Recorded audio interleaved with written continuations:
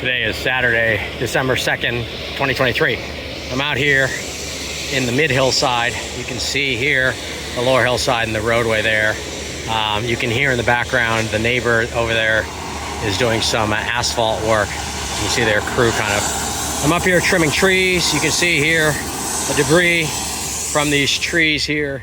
This is all invasive common buckthorn, which I've let get pretty big because I've been focusing on other things, but this tree right here is the biggest and was really starting to shade out the lower hillside garden. In a moment, I'm gonna cut to that garden and you'll see that view from over there. So bear with me for a moment here. But you know, this is all by hand, no chainsaws or anything. I'm also trying girdling here. You can see it a little bit. Let me see if I can zoom in here. You can see here I'm trying to girdle some of the trunks on the tree here, right there. You can see that. We'll see if that's more effective than actually cutting them down, or just as effective as cutting them down. But it means I don't have to haul these trunks around, which is a bit tiring. This is highly invasive plant. It does flower and fruit. If you look closely here, let's see if I can zoom in. You can kind of see some little black berries on the fruit. Those are not, unfortunately, very good for either birds or animals. They can't eat them. They're not toxic, or they're not deathly toxic. They have a chemical in them that causes the animal to either get bad diarrhea or to vomit, and that's how they spread the seeds. It's kind of an ingenious evolutionary aspect, but they provide almost no nutrition to the animals. All right, I'm going to cut to the lower hillside now and show you what the other side of this looks like.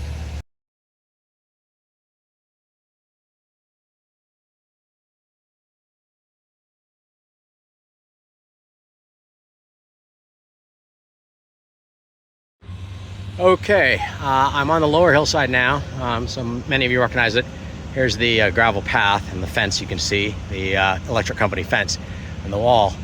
You can see here how cutting those trees back has really opened up this area. If you take a look at the older videos, you'll see that those branches would overhang this entire area right here by, gosh, just maybe 2 or 3 feet above the ground level. They were really hanging down, and not only were they shading out these plants, a big issue is those berries I showed you earlier. You can see how tall this tree is.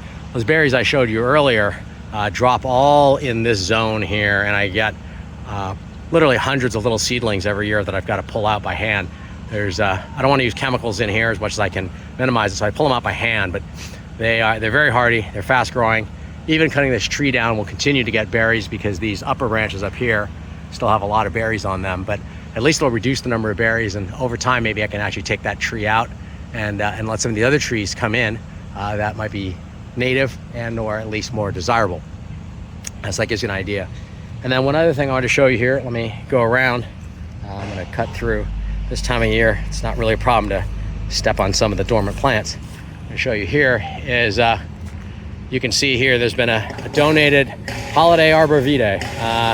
And I think that's from Eddie. Eddie's a guy I met out here a while ago.